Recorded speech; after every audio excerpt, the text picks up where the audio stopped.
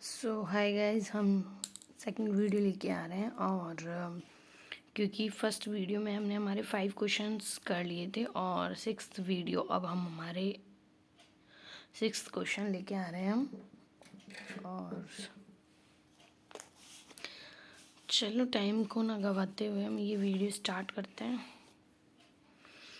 हमारा 6 नंबर का क्वेश्चन है, भारतीय संविधान को एक जीवंत दस्तावेज क्यों कहा जाता है। तो भारतीय संविधान को एक जीवंत दस्तावेज क्यों कहा जाता है, ये क्वेश्चन है। और इसके इंग्लिश वर्जन दे रखा है कि why is the Indian constitute called a living documents. Please आप वीडियो को आहिस्ता से देखें। और I refer in this video for all UPSC aspirant 2025 student. ठीक है, चलो हम स्टार्ट करते हैं video. I think this sheet is very fixed. Okay, yes. तो क्वेश्चन दे रखा है छठा, भारतीय संविधान को एक जीवंत दस्तावेज क्यों कहा जाता है। अब हम इसका आंसर थोड़ी देर अपने माइंड में रिकॉल करते हैं कि भारतीय संविधान को एक जीवंत दस्तावेज क्यों कहा जाता है। क्योंकि भारत के संविधान में कुछ ऐसे इम्पोर्टेंट्स दस्तावेज हैं जो कि किसी और देश में नहीं है। फर्स्ट ऑफ ऑल तो ये। दूसरा ये है कि अब भारत के संविधान में कुछ ऐसे संशोधन भी किए जा रहे हैं जिससे कि वो एक प्रॉपर और आने वाली जनरेशन के हिसाब से भी गुड एंड होने वाला है। और कुछ ऐसी चीज़ें हमने देखी है जब हम हमारी पॉलिटी की बुक पढ़ते हैं तो उसके अंदर वो रियलिटी में हमारे आने वाले भविष्य के लिए बहुत ज़्यादा अच्छे हैं, क्योंकि ऐसे क्राइसिस इंडिया में पहले रह चुके हैं। आप वीडियो में प्लीज़ लास्ट तक बने रहिए, क्योंकि मैं इसके अंदर मेरी जो मेरे मेंस मतलब विज़न टेस्ट सीरीज़ में जो मेरे मार्क्स आ रहे हैं वो भी मैं इस वीडियो के लास्ट में बताऊंगी। इसलिए प्लीज़ ये आप लोगों के लिए सरप्राइज़ रहेगा कि मेरे कितने मार्क्स आ रहे हैं और मेरे फर्स्ट टेस्ट में और सेकंड टेस्ट में बहुत कैसे मार्क्स आए थे। और अब जो मैं डेली रेगुलर बेस पे हर 15 डेज पे टेस्ट दे रही हूँ उसमें कितने मार्क्स आ रहे हैं तो मैं आपको बताऊंगी। और क्या थिंकिंग प्रोसेस है, क्या पढ़ना है, कैसे पढ़ना है, कितना छोड़ना है, तो उन सब की हम बात करेंगे। हम नोट्स भी बनाएंगे बट धीरे धीरे, क्योंकि अभी ये वीडियोस हो सकता है आपके पास लेट आए, बिकॉज मुझे भी पढ़ना होता है, बहुत टाइम मैनेज करके चलना पड़ता है। इसलिए आपको जैसी वीडियो आती है प्लीज़ आप आते ही इसको देख लें।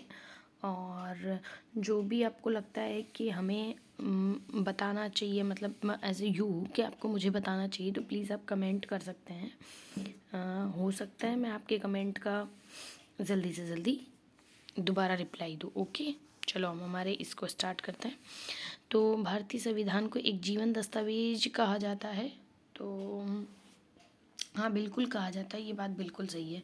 तो हम देखिए यहाँ पर, भारतीय संविधान समाज के लोकतांत्रिक शासन के लिए एक रूपरेखा प्रदान करता है। जीवंत दस्तावेज वाक्यांश ये इंगित करती है कि संविधान नियमों का एक स्थायी समुच्चय नहीं है, बल्कि एक गत्यात्मक साधन है जो भारतीय समाज की बदलती आवश्यकताओं और आकांक्षाओं के रूप में विकसित होता है। तदनुसार सितंबर 2023 तक संविधान में 106वां संविधान संशोधन किया गया था। और हम बिल्कुल ये एग्जाम्पल डाल सकते हैं हम, क्योंकि 106वां संविधान संशोधन कर दिया गया था। उसके बाद में भारतीय संविधान की जीवन दस्तावेज माने जाने वाले कारण, क्योंकि हमें क्वेश्चन इस तरीके से पूछा है ना कि दस्तावेज क्यों कहा जाता है, तो हमें उसके रीज़न तो देने ही पड़ेंगे, बिना रीज़न के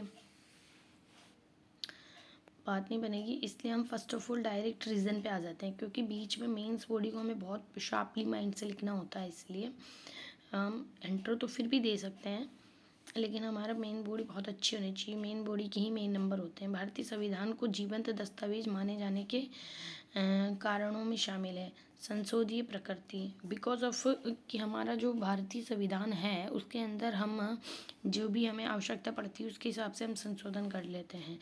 तो संविधान के अंदर जो अनुच्छेद 368 में है संविधान में संशोधन की प्रक्रिया की रूपरेखा निर्धारित की गई है और समय के साथ विशिष्ट आवश्यकताओं को संबोधित करने के लिए विभिन्न संशोधन किए गए हैं। उदाहरण के लिए हालिया 106वां संविधान संशोधन अधिनियम 2023 संसद और राज्य विधानसभा में महिलाओं के आरक्षण हेतु प्रावधान किया गया है। ये बिल्कुल सही बात है, क्योंकि 106 संविधान के अंदर क्या है, 106 संविधान के अंदर यही तो दिया गया है ना कि हम संसद और राज्य विधानसभा में महिलाओं के लिए आरक्षण देंगे। ठीक है, और अब हम नेक्स्ट चलते हैं।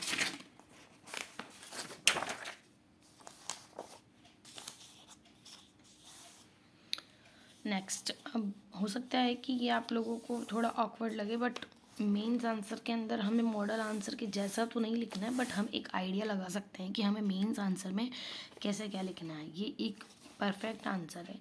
उसके बाद में दे रखा है कि विकसित हो रहे घरेलू अधिकार। विकसित हो रहे घरेलू अधिकार के अंदर हम बात कर सकते हैं संविधान, भारतीय संविधान के भाग 3 की, जिसके अंदर अनुच्छेद 12 से 35 तक में निहित मूल अधिकार जैसे कि समानता का अधिकार, अनुच्छेद 14 से 18 स्वतंत्रता का अधिकार, अनुच्छेद 19 से 21 कई वर्षों में विकसित और विस्तारित हुए हैं, बिकॉज क्योंकि ये धीरे धीरे धीरे धीरे धीरे धीरे हमारे पास आए हैं। अगर इसके अंदर हम देखें तो बहुत फेमस है ये केस, नवजीत सिंह जौहर बनाम भारत संघ 2018 का ये केस है। नवजीत सिंह जौहर बनाम भारत संघ 2018 का ये केस है।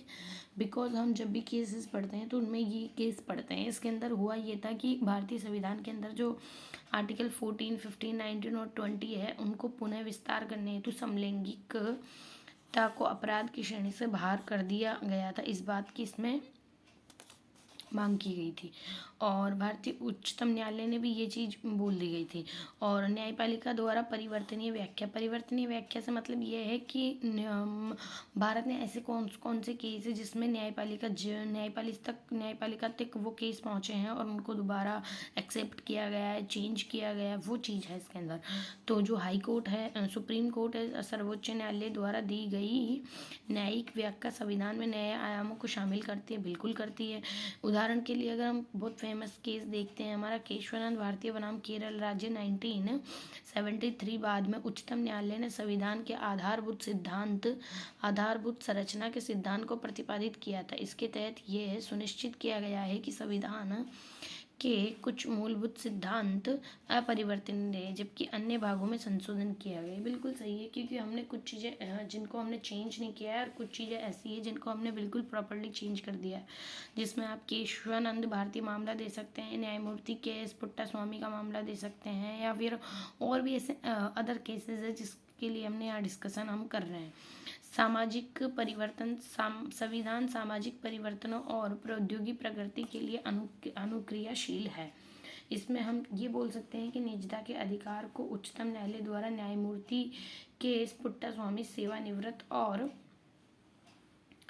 अन्य बनाम भारत संघ 2017 वाद में मूल अधिकार के रूप में मान्यता दी गई है। यह किसी व्यक्ति की गोपनीयता पर प्रौद्योगिकी के प्रभाव को स्वीकार करता है। ये बात बिल्कुल सही है, क्योंकि ये जो केशवानंद भारती है, केशवानंद पुट्टास्वामी जो सेवानिवृत्त हैं और उनके साथ ही ये 2017 का वाद है। इसके अंदर किसी व्यक्ति की गोपनीयता पर प्रौद्योगिकी के प्रभाव को स्वीकार करता है, ये बात दे रखी है। और उसके बाद में हम लास्ट में ये भी बोल सकते हैं कि भारतीय संविधान वैश्विक सिद्धांतों को एकीकृत करता है और अंतर्राष्ट्रीय मानदंडों को अपनाता है।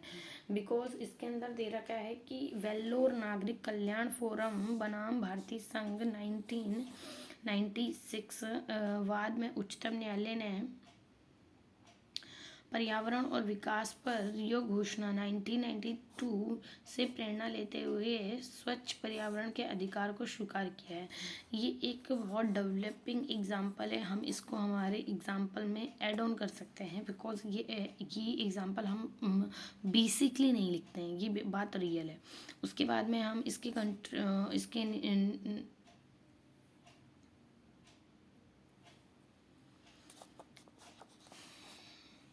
आगे देखते हैं। भारतीय संविधान लगभग किसी जीवंत इकाई की भांति समय समय पर उत्पन्न होने वाले परिस्थितियों के प्रति अनुकूल रहता है। संविधान निरंतर प्रभावी तरीके से कार्य करता है क्योंकि ये परिवर्तनशील है, बिल्कुल परिवर्तनशील है, इसकी व्याख्या की जा सकती है। और ये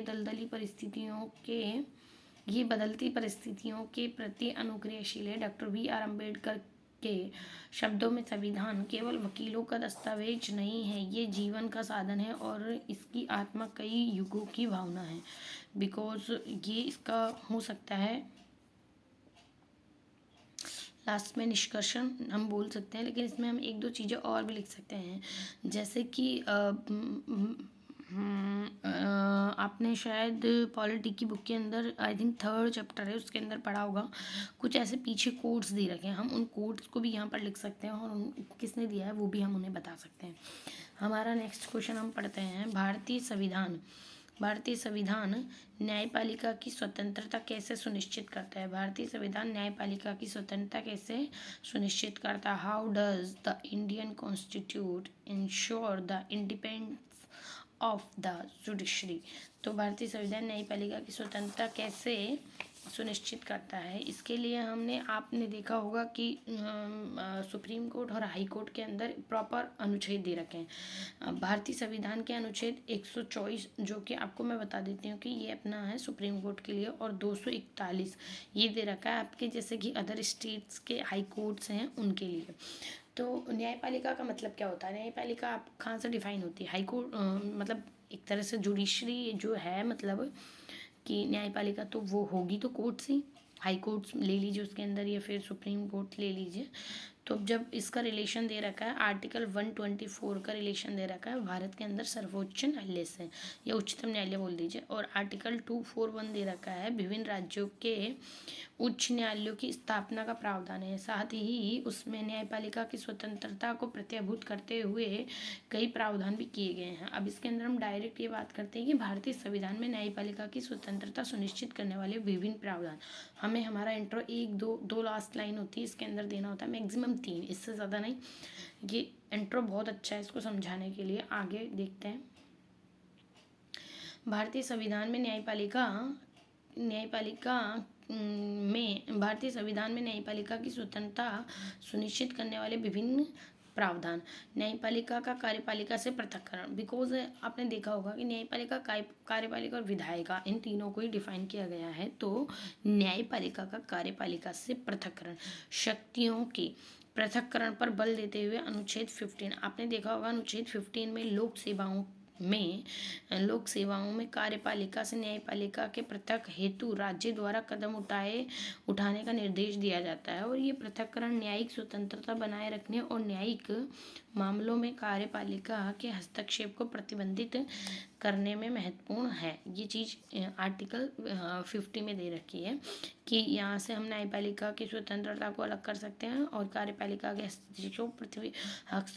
हस्तक्षेप को प्रतिबंधित करने के लिए महत्वपूर्ण है। नेक्स्ट पेज हम हमारा देखते हैं, इसमें साफ साफ दे रखा है कि पृथक नियुक्ति प्रक्रिया, बिकॉज है हाई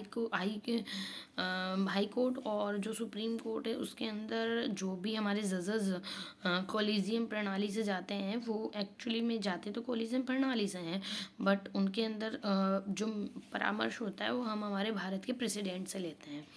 तो हम भारत के प्रेसिडेंट से लेते हैं, तो इसके अंदर हम बता सकते हैं आपको कि जो पृथक नियुक्ति प्रक्रिया उच्चतम न्यायालय तथा उच्च न्यायालय के न्यायाधीशों की नियुक्ति में राष्ट्रपति भारत के मुख्य न्यायाधीश से परामर्श करता है। बिकॉज क्योंकि जो सुप्रीम कोर्ट के न्यायाधीश में कॉलेजियम के माध्यम से किया गया परामर्श सुनिश्चित करता है कि न्यायाधीशों की नियुक्ति न्यायपालिका के दृष्टिकोण को ध्यान में रखकर की जाएगी या फिर जो न्यायपालिका उसमें स्वतंत्रता और अखंडता बनी रहेगी। आपने देखा होगा कि बहुत सारे हाई कोर्ट से प्रमोशन होकर सुप्रीम कोर्ट्स में हमारे जजेस जाते हैं, कॉलेजियम प्रणाली से जाते हैं। और 4th जजेस बेंच आपने एक सुना होगा जिसमें फर्स्ट जजेस बेंच हुई थी, सेकंड हुई थी, थर्ड हुई थी, फोर्थ हुई थी। उसके अंदर कुछ प्रोविजंस थे जो चेंज कर दिए गए थे थर्ड के अंदर, फिर उनको फोर्थ के अंदर रिफॉर्म किया गया था, दोबारा लिया गया था, ऐसा कुछ मैटर था। आपको ऐसा तो कुछ याद आ ही रहा होगा आई थिंक, तो नहीं आ रहा है तो आप एक बार जाके उच्चतम न्यायालय के न्यायाधीशों की कॉलेजियम प्रणाली को पढ़ लीजिए, इसलिए आपका ये आंसर डिफाइन हो जाएगा। आगे देखिए, आगे दे रखा है कि कार्यकाल की सुरक्षा। एक्चुअली में हम आपको बता देते हैं, एक्चुअली मैं आपको बता देती हूँ कि 1 सेकेंड। एक्चुअली में जो कार्यकाल दे रखा है सुप्रीम कोर्ट्स और हाई कोर्ट्स के अंदर जजेस का, तो उसके अंदर थोड़ा डिफरेंस है। थोड़ा डिफरेंस ऐसे है कि आप कैसे वहाँ सेलेक्ट हो रहे हैं, कैसे वहाँ जा रहे हैं, उसका एक मैटर बैठता है। उसके बाद आपको वहाँ टाइम फ्रेम करना पड़ता है। अगर आप हाई कोर्ट्स के अंदर सबसे सीनियर हैं तो वहाँ वो भी होता है, और नहीं तो आप डायरेक्ट भी वहाँ जा सकते हैं। कार्यकाल की सुरक्षा के लिए आप आर्टिकल दे रखा है 124 और आर्टिकल 218। आर्टिकल 124, आर्टिकल 218 क्रमशः उच्चतम न्यायालय और उच्च न्यायालय के न्यायाधीशों की हटाने की प्रक्रिया की रूपरेखा प्रदान करते हैं, और राष्ट्रपति उसे हटाने का आदेश तभी जारी कर सकता है जब इस प्रकार हटाए जाने हेतु संसद द्वारा उसे उसी सत्र में ऐसा संबोधन किया गया हो, और इस आदेश को संसद के दोनों सदनों में विशेष बहुमत अर्थात सदन की कुल सदस्यता का बहुमत एवं सदन में उपस्थित और मत देने वाले सदस्यों का 2/3 मतलब 2/3 का समर्थन प्राप्त होना चाहिए। इसके अतिरिक्त इस प्रकार हटाए जाने हेतु उसी सत्र में मतदान किया जाना चाहिए तथा इस प्रस्ताव में राष्ट्रपति के समक्ष प्रस्तुत किया जाना चाहिए।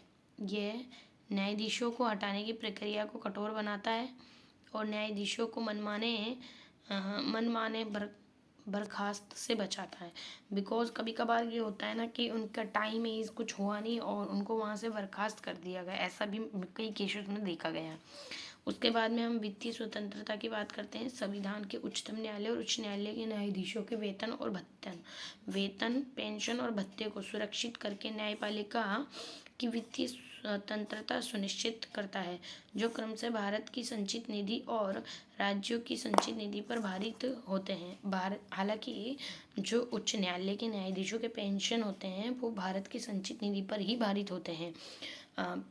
हालांकि वो अगर स्टेट के अंदर काम करते हैं तो उनको स्टेट्स के अंदर से उनका वो मिल जाता है वेतन, बट पेंशन होता है वो भारत की संचित निधि पर ही भारित होता है। सेवानिवृत्त के पश्चात रोजगार पर प्रतिबंध ऐसा इसलिए है कि भविष्य में हितों के किसी भी टकराव को रोकने और निर्णय में निष्पक्षता बनाए रखने के लिए भारतीय संविधान उच्चतम न्यायालय के न्यायाधीशों को सेवानिवृत्ति के बाद भारत के भीतर किसी भी न्यायाधीश में अभिवंचन करने या कार्य करने से प्रतिबंधित करता है। उच्चतम न्यायालय के न्यायाधीश केवल हाई कोर्ट या अन्य उच्च न्यायालयों के समक्ष उपस्थित हो सकते हैं। बिकॉज हो सकता है ना कि मान लीजिए आप कोई ऐसे जजेस हैं जो हाई कोर्ट्स में थे और अब वो रिटायर्ड हो चुके हैं और अब भी वो न्यायालय में काम कर रहे हैं, तो इसीलिए ये चीज़ की गई है कि वो सिर्फ उच्च न्यायालय का न्यायाधीश केवल उच्चतम न्यायालय अन्य न्यायाधीशों के समस्त उपस्थित हो सकता है, इसके अलावा कुछ नहीं। वो बाहर जाके कर सकते हैं, अंदर जाके कर सकते हैं, ऐसा कुछ भी नहीं है। उसके बाद में संसद में चर्चा के विरुद्ध संरक्षण अनुच्छेद 121 और 211 क्रम से संसद या राज्य विधानमंडलों में न्यायाधीश को हटाने के लिए राष्ट्रपति को संबोधित प्रस्ताव के अतिरिक्त उच्चतम न्यायालय और उच्च न्यायालय के न्यायाधीशों के आचरण पर चर्चा करने से प्रतिबंध आरोपित करते हैं, और ये प्रावधान न्यायाधीशों को अनुचित संसदीय जांच या आलोचना से सुरक्षा प्रदान करते हैं, और यह उन्हें राजनीतिक रूप से बदलने की भावना से कई कार्रवाई के डरे बिना निर्णय देने में सक्षम भी होते हैं। ऐसा देखा गया है कि उन्होंने चेक ही नहीं किया और वहाँ पर जांच हुई नहीं हुई, राजनीतिक रूप के मतलब उनने भावना की ऐसी भावना रखी, उन्हें डराया धमकाया, तो कार्रवाई में डरे बिना ही निर्णय देने में सक्षम होते हैं। क्योंकि कभी कभार होता है ना कि पॉलिटिक्स पार्टी या फिर कुछ ऐसे मेंबर्स की वजह से आपको धमकी मिलने लग जाती है, तो आप वहाँ पर कुछ करो ही नहीं, ऐसा नहीं होता है। मतलब हर चीज़ एक प्रोसेसिंग से होती है। न्यायालय की अवमानना अनुच्छेद 129 और अनुच्छेद 215 क्रम से उच्चतम और उच्च न्यायालयों को अपने अधिकार की रक्षा करने तथा उनके आदेशों और कार्रवाइयों के लिए राजनीतिक सम्मान सुनिश्चित करने के लिए न्यायालय की अवमानना की शक्ति का अधिकार है। स्वतंत्र न्यायपालिका लोकतांत्रिक प्रणाली का आधारभूत पहलू है जो निष्पक्ष न्याय सुनिश्चित करती है और विधि के शासन को जारी रखती है। ये हमारा हो गया 7th क्वेश्चन। उसके बाद में हम पढ़ते हैं हमारा 8th क्वेश्चन। और दिस 8th क्वेश्चन इज कि भारतीय संविधान में संशोधन की प्रक्रिया का उद्देश्य लिखित संविधान की विशेषताओं या संसदीय संप्रभुता के साथ सामंजस्य स्थापित करता है। विवेचना कीजिए। दे रखा है कि भारत के संविधान में जो भी संशोधन हो रहे हैं उनकी जो भी प्रक्रिया और प्रक्रिया के अंदर जो भी उद्देश्य है वो लिखित संविधान की विशेषता का संसदीय संप्रभुता के साथ सामंजस्य स्थापित करता है। विवेचना करना मतलब डिस्कस करना, पार्लियामेंट जो भी सिस्टम से उनको। तो हमारा 8th क्वेश्चन हम देखते हैं।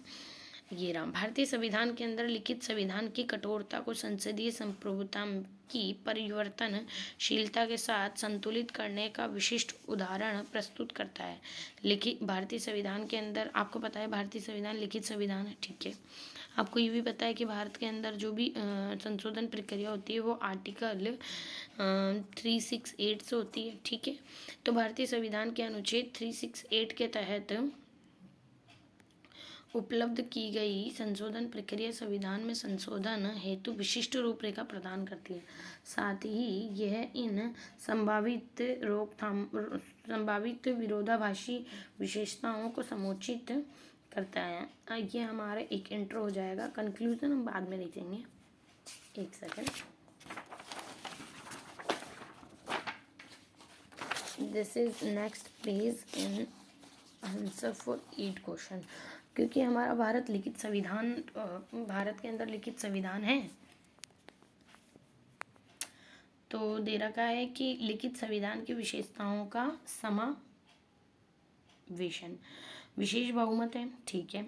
सबसे पहली बात तो यही देख लेते हैं हम, विशेष बहुमत मूल अधिकारों, न्यायपालिका आदि जैसे महत्वपूर्ण प्रावधानों को प्रभावित करने वाले संविधान के प्रमुख संशोधनों के लिए संसद के दोनों सदनों में विशेष बहुमत है। उपस्थित और मतदान करने वाले 2/3 सदस्य की आवश्यकता होती है। बिल्कुल सही है, और ये बहुत डिफिकल्ट होता है और कि 2/3 बहुमत हमें प्राप्त हो, मतलब उपस्थित और मतदान करने वाले 2/3 सदस्य हो। राज्य द्वारा अनुसमर्थन, जो कि भारतीय संविधान में संघीय चरित्र को प्रभावित करने वाले कुछ संवेदनशील संशोधन के लिए न केवल विशेष बहुमत की आवश्यकता होती है बल्कि आधे राज्य विधानमंडलों द्वारा भी अनुसमर्थन की आवश्यकता होती है। ये प्रीलिम्स का भी एक क्वेश्चन है, क्योंकि मैंने ये चीज़ प्रीलिम्स में भी कहीं पढ़ी थी। प्रीलिम्स के जो एक्सप्लेनेशन होता है उसके अंदर, कि वहाँ पर क्या होता है ना कि राज्यों का अनुसमर्थन लेना है आपको, तो न केवल विशेष बहुमत की आवश्यकता होती है बल्कि आधे राज्य विधानमंडलों द्वारा भी अनुसमर्थन की आवश्यकता होती है। न्यायिक समीक्षा की अगर हम बात करते हैं तो भारत का संविधान अनुच्छेद 13, 32, 136 इत्यादि के माध्यम से न्यायिक समीक्षा का प्रावधान करता है। उच्चतम न्यायालय की न्यायिक समीक्षा की शक्ति संविधान में संशोधन करने की संसद की शक्ति को सीमित करता है। आधारभूत संरचना का सिद्धांत, इस सिद्धांत का प्रतिपादन केशवानंद भारती बाद 1973 में किया गया था, और यह सिद्धांत सुनिश्चित करता है कि संसद द्वारा किए गए विशेषाधिकार जो है संसद द्वारा किए गए संवैधानिक संशोधन संविधान के आधारभूत संरचना का उल्लंघन नहीं करते हैं। इस प्रकार ये संविधान के मूल सिद्धांतों की रक्षा करता है।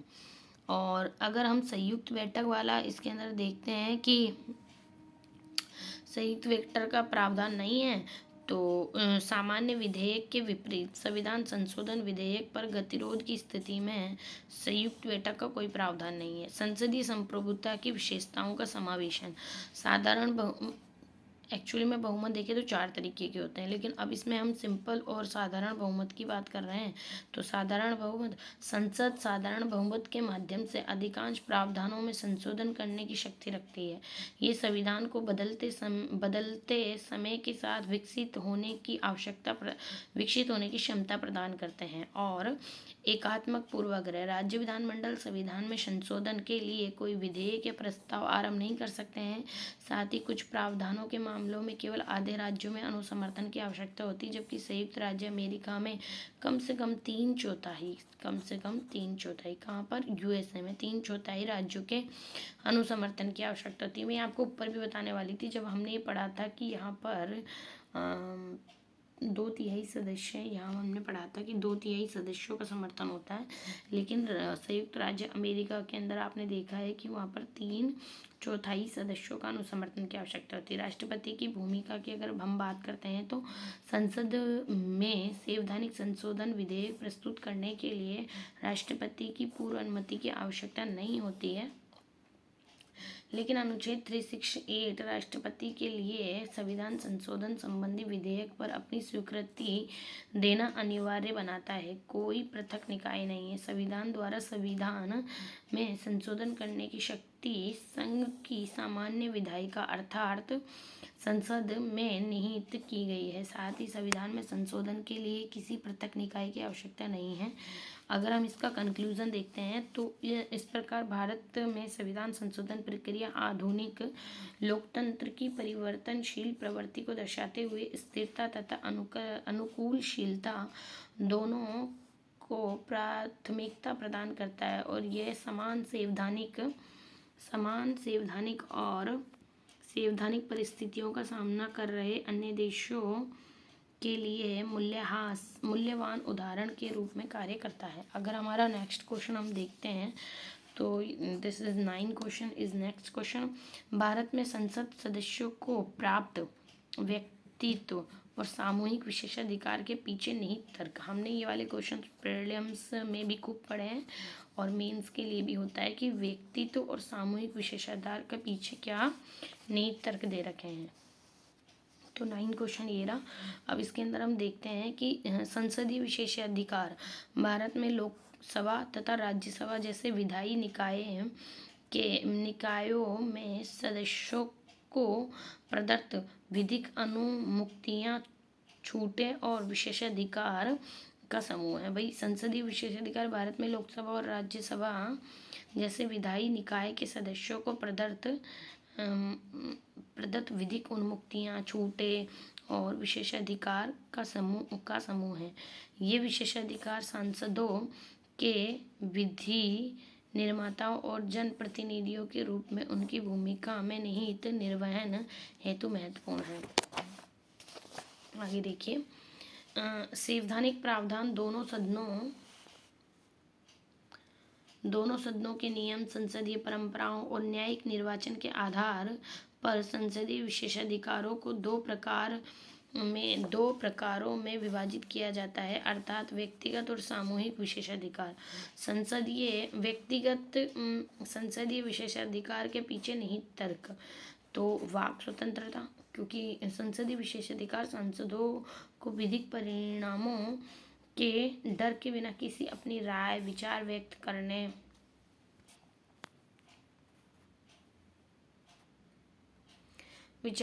करने की स्वतंत्रता प्रदान करते हैं, और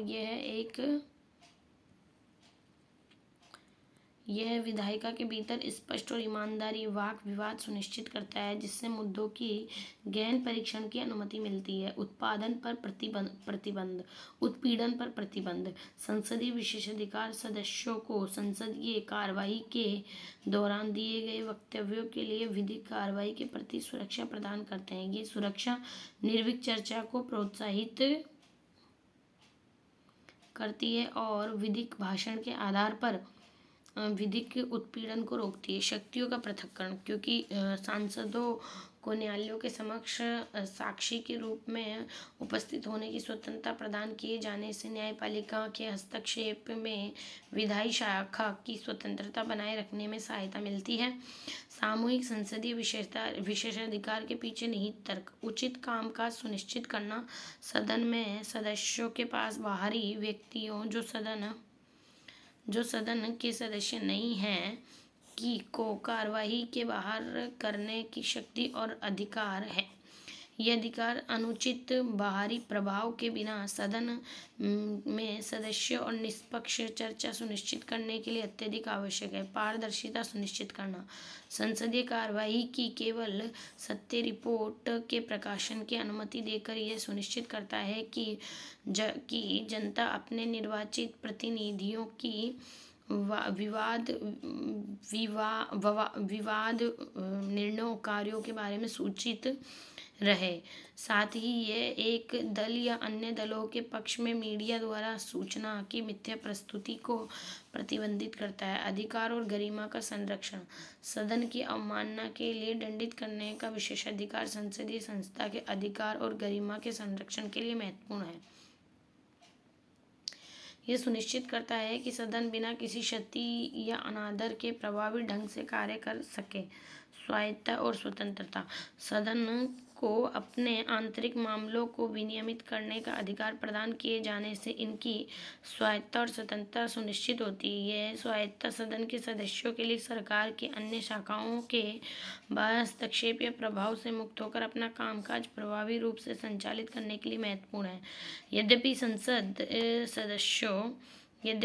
सदस्यों को संसदीय विशेषाधिकार प्रदान किए जाने के पीछे उचित तर्क निहित है, तो यद्यपि इन्हें संहिताबद्ध करने की आवश्यकता है। चूँकि संसदीय विशेषाधिकारों में संहिताकरण से इससे संबंधित अस्पष्टता को दूर करने और इसके दुरुपयोग या दोषपूर्ण व्याख्या को रोकने में सहायता मिलती है। हमारा 10th नंबर का क्वेश्चन है कि विभिन्न प्रकार की रीटें भारतीय नागरिकों के मूल अधिकारों की रक्षा कैसे करती है। How do various kits for rights safeguards for the fundamental rights of Indian citizens. Because ये इसमें दे रखा है कि विभिन्न प्रकार की रीटें भारतीय नागरिकों के मूल अधिकारों की रक्षा करती है। तो आपने सुना होगा कि आर्टिकल 32 और आर्टिकल 226, आर्टिकल 32 उच्चतम न्यायालय के लिए और आर्टिकल 226 हाई कोर्ट्स के लिए। मूल अधिकार के उल्लंघन होने पर भारतीय संविधान के अनुच्छेद 32 और अनुच्छेद 226 में क्रमशः उच्चतम न्यायालय और उच्च न्यायालय रीट जारी करके सावधानी उपचार प्रदान कर सकते हैं। न्यायालय निम्नलिखित 5 प्रकार की रीट जारी कर सकते हैं। बंदी प्रत्यक्षीकरण, इसका शाब्दिक अर्थ होता है कि सशरीर उपस्थित होना। बंदी प्रत्यक्षीकरण मतलब आप उसको बंदी प्रत्यक्षीकरण का मतलब ये मान सकते हो आप किसको बंद करके लेके आओगे, शरीर को बंद करके लेके आओगे ना, ऐसे मान सकते हो कि बंदी जब आएगा तो शरीर उपस्थित होना है। यह न्यायिक आदेश है जिसके तहत हिरासत में लिए गए व्यक्ति को न्यायालय के समक्ष प्रस्तुत करने की मांग की जाती है ताकि उसकी हिरासत की वैधता की जांच की जा सके। आगे हम देखते हैं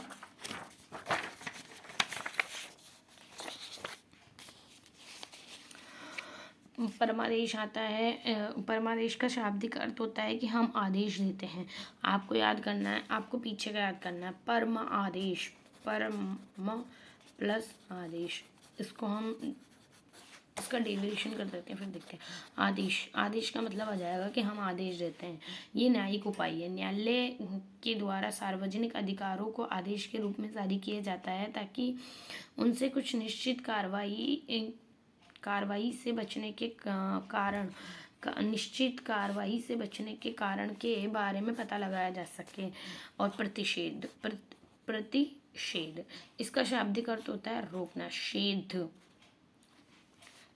रोकना। इसे किसी उच्च न्यायालय द्वारा अधीनस्थ न्यायालयों को या अधिकरणों को अपने न्याय क्षेत्र से उच्च न्यायिक कार्यों को करने से रोकने के लिए जारी किया जाता है। उत्प्रेरण, इसका शाब्दिक अर्थ होता है कि प्रमाणित करना या सूचित किया जाना। उत्प्रेरण मतलब प्रेरण का मतलब होता है ना, आप किसी को प्रेरण कर रहे हो, मतलब अपना अपने बता रहे हो। तो प्रमाणित करना है, सूचित किया जाना इसका मतलब होता है ये किसी मामले को स्थानांतरित करने या किसी आदेश को रद्द करने के लिए उच्चतम न्यायालय द्वारा अधीनस्थ न्यायालय या अधिकरणों को जारी किया जाता है। उसके बाद में आता है अधिकार प्रंछा। इसका शाब्दिक अर्थ होता है कि प्राधिकार या वारंट के द्वारा, इसे न्यायालय के द्वारा किसी सार्वजनिक कार्यालय में किसी व्यक्ति के दावे की वैधता की जांच करने के लिए जारी किया जाता है। मूल अधिकारों की रक्षा पाने के लिए निम्नलिखित तरीके के रीट होते हैं, जैसे कि ये तो मैंने आपको बता ही दिया। उसके अलावा होता है मूल अधिकारों के को लागू करना। रीटों के माध्यम से मूल अधिकारों को व्यवहार में लागू किया जाता है और न्यायालय के माध्यम से किसी भी अतिक्रमण से बचाव किया जाता है। रीट के बिना संविधान का भाग 3 अर्थहीन। अगर रीट नहीं होगा तो संविधान का भाग 3 अर्थहीन होगा। अधिकारों की व्याख्या और विस्तार। रीट का उपयोग करते हुए न्यायपालिका ने कई अन्य अधिकारों की व्याख्या मूल अधिकारों के अभियोज्य सहायक के रूप में की है। उदाहरण के लिए मेनका गांधी बनाम भारत संघ 1978 के निर्णय के माध्यम से न्यायालय ने जीवन के अधिकार के दायरे का विस्तार किया है। राज्य में अति सक्रियता के विरुद्ध रक्षो पाए। रीट संविधान के अनुच्छेद 12 के तहत राज्य द्वारा अति सक्रियता के विरुद्ध सशक्त नियंत्रण के रूप में कार्य करता है। उदाहरण के लिए AK-53 बनाम भारत संघ बाद ने उच्चतम न्यायालय में माना है कि पक्षपात में उचित संदेह के कारण संघ लोग UPSC जो है उसके अध्यक्ष के रूप में AK-53 की नियुक्ति अवैध थी। एक ऐसा एग्जाम्पल होते हैं जो कि हमारे आंसर को रिच बना देते हैं। त्वरित समाधान। रीट तत्काल राहत प्रदान करता है क्योंकि पीड़ित व्यक्ति मूल अधिकारों का उल्लंघन होने पर राहत के लिए सीधे उच्चतम न्यायालय ही जाता है। उदाहरण के लिए बनती प्रत्यक्षीकरण गैरकानूनी रूप से हिरासत में रखे गए व्यक्तियों की रिहाई सुनिश्चित करता है, जैसा कि रोहदुल शाह बनाम बिहार राज्य में 1983 में हुआ था। ये एग्जाम्पल हमें याद रखने पड़ेंगे। इसका कंक्लूजन अगर हम देखें तो इस प्रकार के संवैधानिक उपचार के रूप रीट नियंत्रण के रूप में कार्य करती है और इसके कारण सरकार का प्रशासन विधि की सीमा के अंतर्गत बना रहता है। इसलिए संवैधानिक उपचारों के अधिकार के महत्व के कारण डॉक्टर BR अम्बेडकर ने इन्हें संविधान का हृदय और आत्मा कहा है। नेक्स्ट क्वेश्चन देखते हैं हमारा 11 क्वेश्चन। हम इस वीडियो को यहीं एंड करते हैं और 11 क्वेश्चन से लेकर 20 क्वेश्चन तक की हम एक नेक्स्ट वीडियो बनाएंगे और उसी के साथ हम हमारे क्वेश्चन को अभी हमारी जो विज़न की आंसर कॉपी है उसको भी रिवील करेंगे। थैंक यू इस वीडियो को यहाँ तक देखने के लिए। नेक्स्ट वीडियो हम 11 क्वेश्चन से बनाएंगे। Thank you.